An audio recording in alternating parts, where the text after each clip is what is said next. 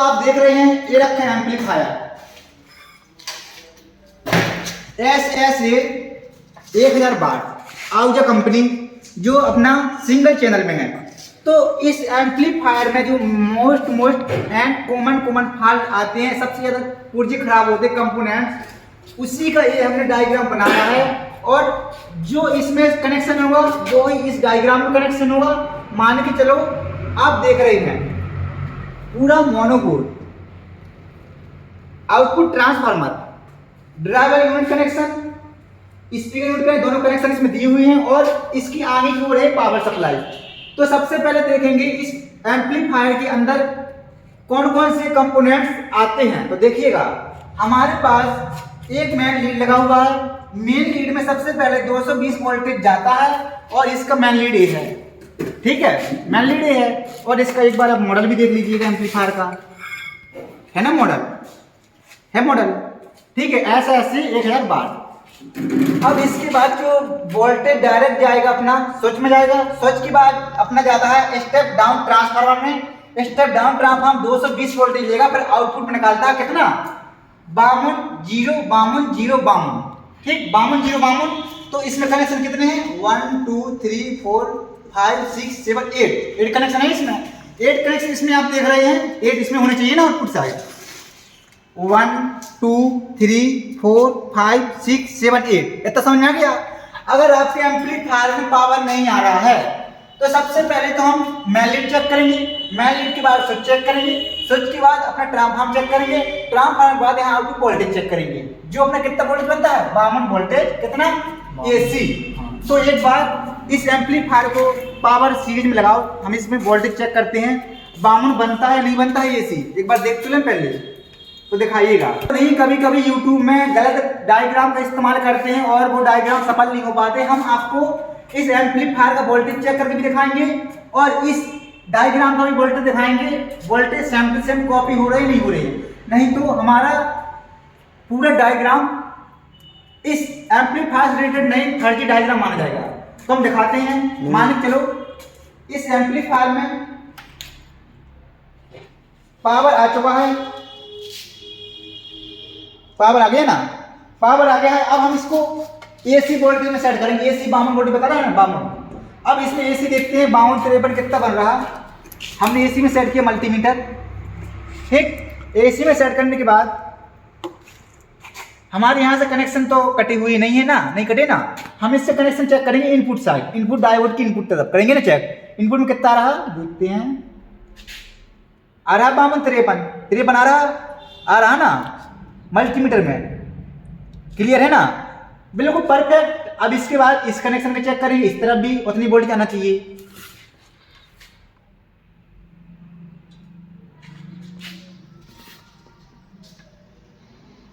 तो देख रहे हैं इसमें भी 52 53 आ रहा। तो मान के चलो सभी कनेक्शनों में बराबर वोल्टेज आएगा। ये मान लिया आपने 52 53, आपका वोल्टेज जैसे 220 230। अब वोल्टेज कई प्रकार का होता है आपके घर में, कहीं कहीं 220 भी आता है, कहीं कहीं 230 भी आता है, कहीं कहीं 250 भी आता है। मान के चलो यहाँ पे हमारा घर पे वोल्टेज तो अधिक होता है, यहाँ पर थोड़ी कम वोल्टेज है। कितना है अपना वोल्टेज है यहाँ पे, इसमें वोल्टेज करेंगे अपना अभी 220 वोल्टेज। अगर 250 वोल्टेज होगा तो अपना परफेक्ट काम करेगा, 253 बताएगा या 53 वोल्टेज बताएगा, खाली इतना पता हो गया आपको। अब इसके बाद आउटपुट का वोल्टेज अपना डायरेक्ट इन डायोड लेता है, डायोड इन AC लेता है। मैंने इन बता भी दिया था, इसमें AC इन डायोड इन लिया है, AC लिया ना, इन AC वोल्टेज इन लिया। आपके लिए एक डायोड का एक कनेक्शन, दूसरे के लिए वही कनेक्शन, एक डायोड के लिए दोनों कनेक्शन। आपके दोनों कनेक्शन 1 नंबर के डायोड में जाएंगे, इसको हम 1 माने तो 1 नंबर का डायोड है, क्रम संख्या 1। अब इसके बाद दूसरे नंबर का डायोड लास्ट का हो गया। जो बीच वाला आप देख रहे हैं, बीच वाले डायोड में कंफ्यूज मत होइएगा, क्योंकि हमेशा माइनस इनपुट आउटपुट प्लस, ये कनेक्शन बीच वाला डायोड है बैटरी के लिए। बैटरी के लिए जो जाएगा अपना 48 वोल्टेज जाता है, क्योंकि 48 वोल्ट कैसे 48 वोल्ट होगा, 48 वोल्ट समझो 48 वोल्ट कैसे होगा। आपके पास 4 बैटरी होती है, 4, एक बैटरी कितने वोल्ट की होती है 12 की, 12 48। अब डायोड इसने भी अपना लिया 48 वोल्टेज, इन माइनस की तरफ से, इसने भी 48 वोल्ट माइनस से भी इन किया, लेकिन हम इस वाले पिन पे प्लस का लगाएंगे, बैटरी का पिन। तो प्लस यहाँ पे अपन देख ले 48 वोल्टेज, 48 वोल्टेज, 48 वोल्टेज इसमें इन हुआ, फिर इसके बाद इसमें प्लस तो इन हुआ, फिर उसका प्लस उसने 48 वोल्टेज डायरेक्ट सभी सेक्शनों में दे दिया, जहां पे हम लोग को चाहिए कितना 70 वोल्टेज, 70 चाहिए ना, फिल्टर के यहाँ पर 70 वोल्टेज मिलेगा ना अपना, 70 मिलता है। नापते हैं एक बार, यहाँ पर 70 वोल्टेज आउटपुट में आता नहीं आता, देखिएगा, देखते हैं, दिखाइए भैया 70 75 आता नहीं आता है, अपने डायग्राम 70 75 है ना, उसमें डीसी है ना, डीसी देखते हैं, लगा इसमें पावर है ना। अब मान लीजिए चलो हमारा डायोड है, एक मान लिया माइनस, इसको प्लस मान लीजिए, इसको माइनस, कितना रहा, इसमें एसी में लाइट चालू है सर यहाँ आगे, रुक जाओ, वोल्टेज के ऐसा एमसीबी गिरा है कैसे? एमसीबी नहीं है, तब तो डीसी। डायोड के यहाँ पर वोल्टेज चेक करते हैं, डायोड के यहाँ पर जो वोल्टेज करीब मिलता है अपना 70 75 के थम्सिंग, इसके इधर पास आता है करीब 1000 वाट एम्पलीफायर ओनली आउट जाके में। तो माने कि इसमें 1 2 3 4 डायोडों का काम है ओनली आउटपुट ट्रांसफार्मर का वोल्टेज लेना, 2 डायोडों का काम है ओनली अपने 48 वोल्टेज को इनपुट करना, और 4 डायोडों का काम है ट्रांसफार्मर का आउटपुट वोल्टेज लेना। तो अब इसका वोल्टेज एक बार मेजर करते हैं, हम चेक करके देखते हैं कितना वोल्टेज बनता है, करीब 70 वोल्टेज करीब आना चाहिए। मल्टीमीटर बताता है नहीं बताता है, या हमारा डायग्राम कोई मिस्टेक है, 70 से लेकर 75 वोल्टेज के माध्यम में, ठीक। अगर हमारा डायग्राम मिस्टेक होगा तो इसमें भी अलग आएगा, देखते हैं एक बार। तो देख रहे हैं इसमें 73 74, ठीक है। ये मान के चलो अपना इसमें 73 वोल्टेज डीसी मिल रहा है, डायोड के यहाँ पे इनपुट साइड, वही वोल्टेज डायरेक्ट अपना मॉसफेट में जाता है, कितना 73 74। हमने डायरेक्ट इसके बाद अपना आउट कनेक्शन दिया फिल्टर में, जो फिल्टर इसमें लगे हुए हैं 100 UF 85 voltage and 85 degree centigrade, 80 voltage का फिल्टर, 80 वोल्टेज के 4 फिल्टर हैं जो अपने डायरेक्ट में लगे हुए हैं, ठीक। डायरेक्ट में, डायरेक्ट का मतलब है माइनस माइनस को अलग कर दिया है, प्लस प्लस को अलग कर दिया है, ठीक, अलग अलग। और इसमें डायरेक्ट माइनस का वोल्टेज दे दिया, इसमें डायरेक्ट प्लस का वोल्टेज दे दिया। कौन सा वोल्टेज? जो डायोड के आउट वाला वोल्टेज है, ट्रांसफार्मर का इन हुआ वोल्टेज आउट में निकला हुआ वोल्टेज इसमें दे दिया। इसके बाद यहाँ से समझ में आ गया। अब समझो फाल, इसी फाल की बताऊंगा ना, मैंने क्या बताया था पावर सप्लाई के बारे में कि इस एम्पलीफायर में सबसे अधिकतर क्या क्या कंपोनेंट्स खराब होते हैं। अब समझो आपके एम्पलीफायर में अधिक पावर आता है, सबसे पहले आपका स्विच, ट्रांसफार्मर। अगर आपका एमसीबी काम नहीं करता है तो ट्रांसफार्मर जाएगा ही जाएगा, एमसीबी काम करता है तो ट्रांसफार्मर बच जाएगा। इसके बाद अपना डायोड खराब होगा, डायोड का नंबर भी पता है आपको, मैंने बता दिया था। कितना नंबर होता भैया? 3510, 3510 में होता है, ठीक है। और फिर इसके बाद इसमें एक अलग से नंबर दिया हुआ है 2504, इसमें 2504 का है, ठीक है। दोनों लग जाएंगे, सेम टू सेम होता है, लगा सकते हैं आप। 2504 का भी लगा दो यहाँ पे, 3510 का भी लगा दो। तो मान के चलो हमारे यहाँ पर 2504 डायोड लगे 4, और ये 2 बैटरी वाले डायोड हैं, ये अपने लगे दोनों लगे हैं 3510, ठीक है।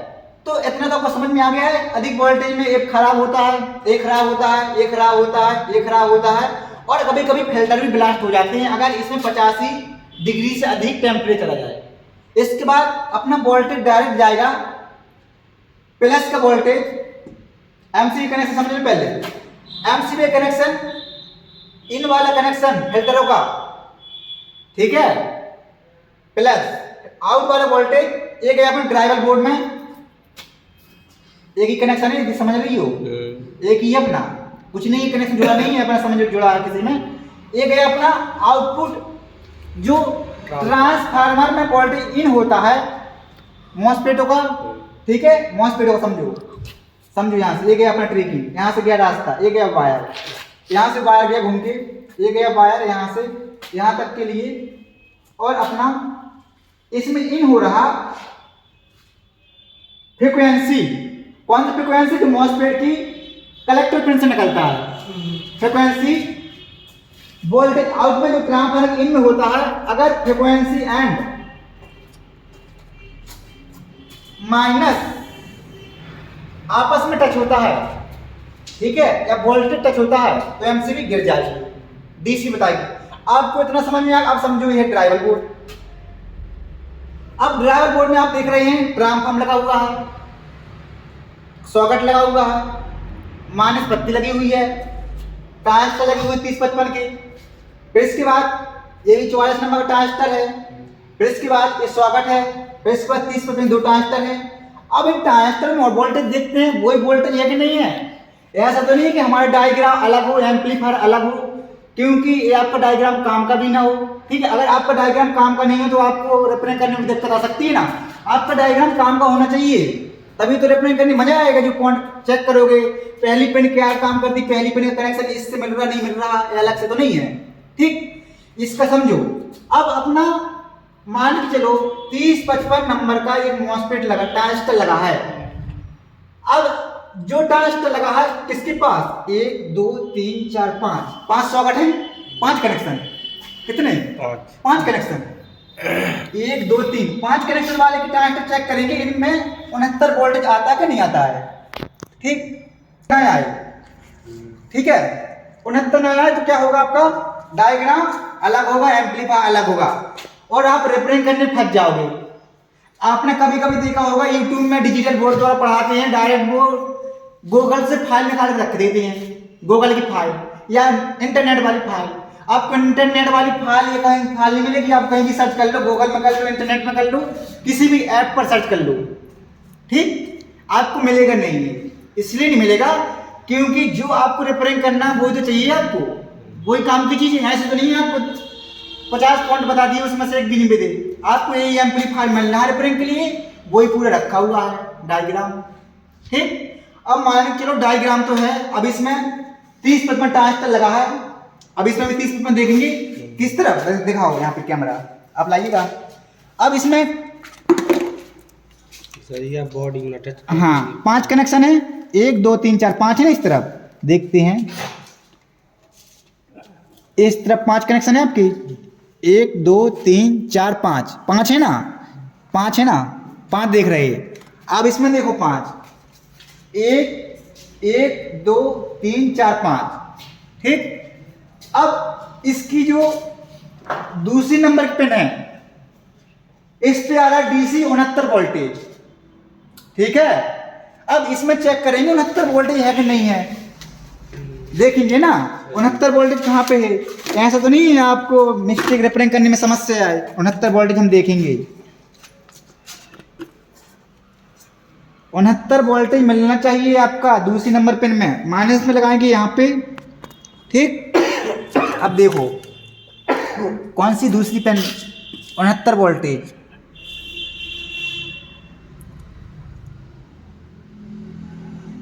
ये आ रहा 74, देखिए भैया 74 आएगा इसमें, आ रहा 74। अब देखेंगे इसमें,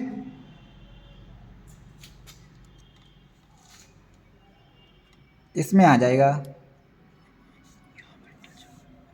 बोर्ड को पकड़ो, आप पकड़ लो, पकड़ो बोर्ड को।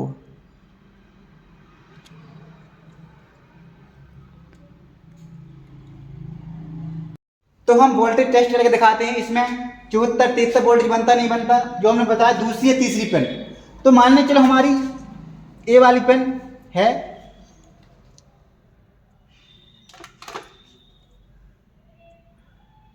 अरे 73-74 वोल्टेज, यही वोल्टेज डायरेक्ट मॉसफेट से कनेक्शन रहता है इसका, ठीक है। मॉसफेट में चेक करेंगे तो वही वोल्टेज मिलेगा, ठीक है। यहाँ पे आ रहा अपना 74-73, और अपना इस पे भी मिलेगा वही वोल्टेज,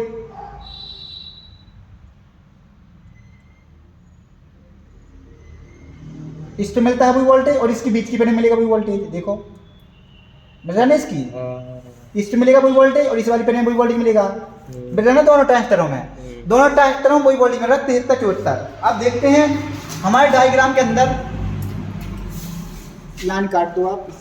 अब इस डायग्राम में देखिएगा बीच की पिन में 69 वोल्टेज दर्शा रहा है।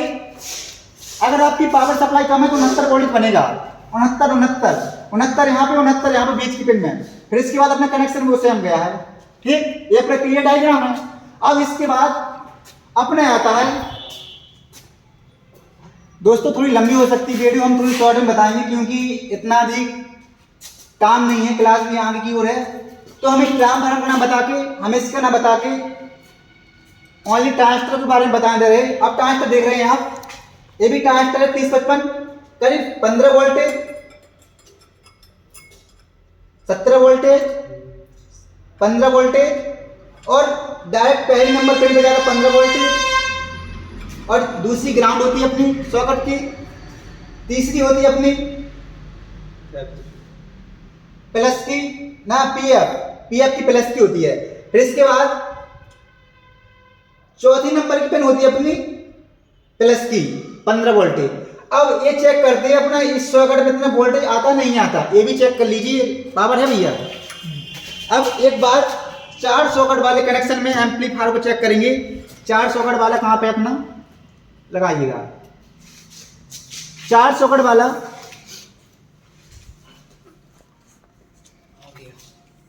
4 सॉकेट वाला ये है, देखिएगा 4 वाला है ना, 4 है इसमें, 1 2 3 4 है, 4 है ना। अब इस चेक करेंगे, देखो इसको 1 2 3 4 है ना इसमें। तो देखते हैं एक बार। अब हम एक काम करेंगे, इसको लगा लेंगे बॉडी में, ये डाल दिया हमने। अब चेक करते हैं कितने नंबर बता रहा है। पहली नंबर पिन पे 15 वोल्टेज बता रहा है ना, पहली पे 15 बता रहा, 15 क्लियर है आपका, क्लियर है ना डायग्राम। 15 बता रहा पहली वोल्टेज पिन में, तो 15 यहाँ पे आ रहा। लेकिन जो डायग्राम में होगा वो एम्पलीफायर में होगा, एम्पलीफायर थोड़ी आप दिखाओ, जो डायग्राम में आपका होगा, अब जो एम्पलीफायर में देख रहा है वही डायग्राम में मिलेगा। तो दोस्तों हम थोड़ी यहाँ से वीडियो को आगे को करते हैं और आप एक काम करो, इस एम्पलीफायर का पावर निकाल लो आप। अब बताएंगे इसके फॉल्ट। आपके एम्पलीफायर में मान के चलो ओवरलोड की समस्या आती है, डीसी एमसीबी का आता है और आपका ऑक्स का पावर आता है एंड ऑक्स नहीं बनता है और आपके एम्पलीफायर में बेस नहीं बनता है और आपके एम्पलीफायर में कभी कभी बेस आती, कभी कभी नहीं आती है और कभी कभी आपके एम्पलीफायर में बार बार शॉर्ट होने का सर्किट का आता है। मान के चलो आपका स्विच फुल जलता है, स्विच का मतलब आपका स्विच फुल जलता है, आपका जनरेटर बार बार बैठता है और आपके बार बार स्पीकर खराब होते हैं। तो समझो आपका जब कभी बार बार एमसीबी करता हो 30 मिनट में चेंज करो, आप डायरेक्ट उठा के इनको चेंज कर दो। इसके बाद आपका फिर भी ये चेंज करते फिर भी सही नहीं हो तो आपको एक बार यहाँ पे डायोड चेक करो, ठीक, कोई डायोड शॉर्टिंग बनाएगा या कोई कैपेसिटर शॉर्टिंग बनाएगा। फिर इसके बाद ये चेक कर लिया है कि अब क्लियर है। फिर इसके बाद अब दूसरी फाइल को चल दी। आपका मान के चलो एम्पलीफायर में कभी कभी ओवरलोड की समस्या आती है, तो मान के चलो आपको एक 44 नंबर का ट्रांजिस्टर चेक करना है, 44 नंबर का ट्रांजिस्टर चेक करना है, देख रहे 44 नंबर का। तो आपको मान के चलो 44 नंबर का ये देख रहे आप, ये 44 नंबर का ट्रांजिस्टर, ये देखना है 44 नंबर का ट्रांजिस्टर। आपको एक ड्राइवर बोर्ड मिलना है, ठीक, और इसमें वोल्टेज दिया है। मान लीजिए चलो इस ट्रांजिस्टर पर कितना वोल्टेज मिलता है, बताओ गणेश जी कितना मिलता है? 36। इसमें मिलता है 20 की पिन में 36, पहले नंबर पिन में 17 और लास्ट की पिन में 17। पूरा वोल्टेज वही है एम्पलीफायर का। समझ लो ये एम्पलीफायर आपका बना हुआ है लेकिन इसमें पावर सप्लाई नहीं है, ठीक है, परछाई, ठीक, 17 वोल्ट यहाँ मिल रहा। मोस्ट पॉइंट बने हैं जो आपके खराब होते हैं 80%। फिर इसके बाद आपका ये लगा कैपेसिटर 25 वोल्टेज का। अगर ये कैपेसिटर वोल्टेज बनाना बंद कर दे तो इस पे 17 वोल्टेज नहीं मिलेगा, 17 वोल्टेज नहीं मिलेगा तो 36 भी नहीं बनाएगा। तो इस कैपेसिटर को देखना है। एक कैपेसिटर अपना सीरीज में कनेक्शन रहता है इसका माइनस से, ठीक, ये सीरीज में लगा हुआ है माइनस से, ये सॉकेट लगा है अपना 3 पॉइंट का। फिर इसके बाद ये भी 3055 है आपका, इस तो भी 3.4 वोल्ट मिलता है, 2.2 वोल्ट मिलता है, तीसरे नंबर पे 3.3 वोल्ट मिलता है, ठीक। इसके बाद इसका फॉल्ट आता है कभी कभी आपका एम्पलीफायर बार रेजिस्टेंस जलाता है, मान के चलो 33 ohms की।